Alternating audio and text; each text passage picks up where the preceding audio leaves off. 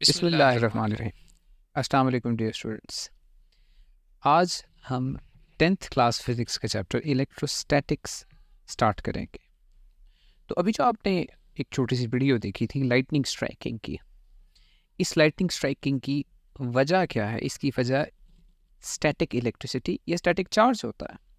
अब ये static charge कैसे डेवलप होता है? इस स्टैटिक चार्ज की वजह से ये लाइटनिंग स्ट्राइकिंग कैसे होती है? इस पूरे चैप्टर में हम इसी को डिस्कस करेंगे। तो सबसे पहले हम इस छोटी सी एक्टिविटी को देखते हैं चार्जेस का बिहेवियर समझने के लिए।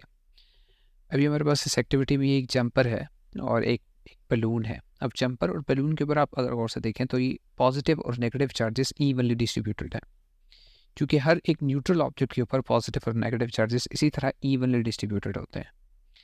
अब अगर हम इस बलून को इस जंपर के पास लेकर जाएं और इसको जंपर के साथ रब करें तो आप देखेंगे कि जंपर की सरफेस पर से नेगेटिव चार्जेस रबिंग की वजह से बलून की सरफेस पे शिफ्ट हो जाते हैं।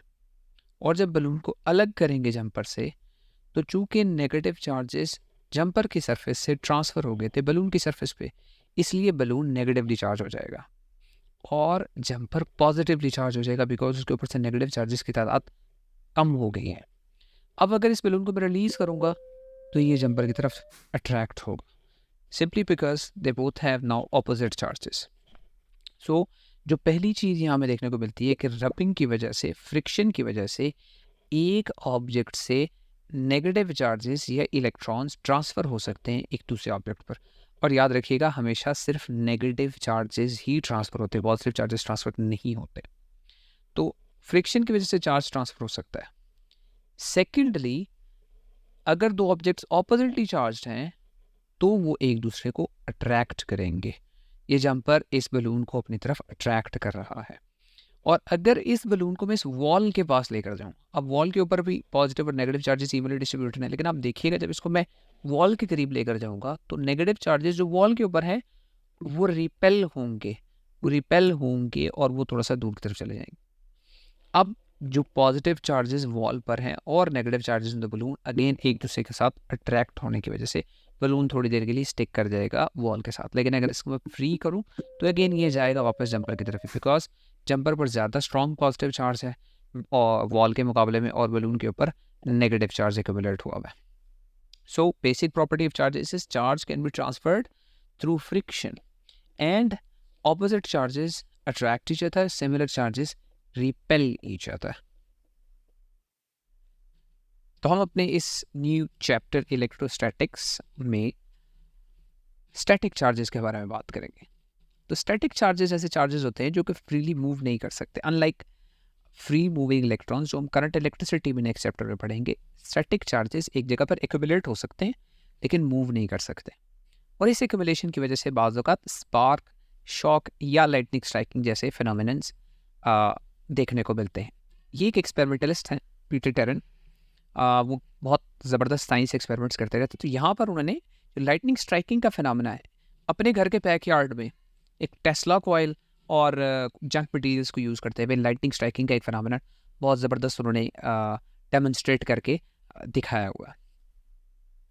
अब ये जो स्टैटिक चार्ज है ये कैसे डेवलप हो जाता है, अगर हम इसको बनाना चाहें तो कैसे? तो अभी मैं थोड़ी देर पहले वो बलून वाली एक्टिविटी देखी थी, तो असल में बलून और जंपर पर क्या था? बलून और जंपर पर चार्जेस इवनली डिस्ट्रीब्यूटेड थे, पॉजिटिव और नेगेटिव चार्जेस इवनली डिस्ट्रीब्यूटेड हैं बलून के ऊपर भी और जंपर के ऊपर भी। अब जब रब करते हैं आप बलून को जंपर के ऊपर, तो जो नेगेटिव चार्जेस जंपर के ऊपर हैं वो ट्रांसफ़र हो जाते हैं बलून के ऊपर। तो एक मटेरियल इलेक्ट्रॉन्स लूज करता है, वो पॉजिटिवली चार्ज हो जाता है, दूसरा मटेरियल इलेक्ट्रॉन्स गेन करता है, वो नेगेटिवली चार्ज हो जाता है। और ये दोनों ऑपोजिटली चार्ज मटेरियल्स एक दूसरे को अट्रैक्ट करने लग जाते हैं। अब ये चार्ज कहाँ से आता है? इसके लिए आपको बेसिक एटम की थ्योरी आपने केमिस्ट्री में और फिजिक्स में भी पढ़ी हुई होगी कि एक एटम का स्ट्रक्चर ऐसा होता है कि सेंटर में से एक न्यूक्लियस होता है जिसमें प्रोटॉन्स और न्यूट्रॉन्स होते हैं, और इसके बाहर एनर्जी लेवल्स ये शेल्स होते हैं जिनमें इलेक्ट्रॉन्स मूव कर रहे होते हैं। अब प्रोटॉन्स पॉजिटिवली चार्ज होते हैं, इलेक्ट्रॉन्स नेगेटिवली चार्ज।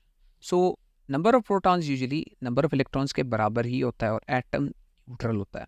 लेकिन रबिंग जब भी होगी तो ये आउटर मोस्ट शेल के जो इलेक्ट्रॉन्स हैं ये लूज हो सकते हैं, ये एक दूसरा एटम गेन कर सकता है. So in case of that jumper and balloon, the outermost shells electrons of the jumper were attracted by the outermost shell of the balloon. So जो outermost shell के electrons हैं वो transfer हो गए थे jumper से balloon के ऊपर. So balloon got negatively charged and the jumper got positively charged. So अब इन चार्जेस की एक्युमुलेशन के बाद नेक्स्ट ये स्टेप है कि ये चार्जेस एक ऑब्जेक्ट से दूसरे ऑब्जेक्ट पर बगैर टच किए, बगैर रब किए, बगैर फ्रिक्शन के कैसे ट्रांसफर हो सकते हैं. सो हम नेक्स्ट वीडियो में इंशाल्लाह देखेंगे कि ऐसा कैसे पॉसिबल है.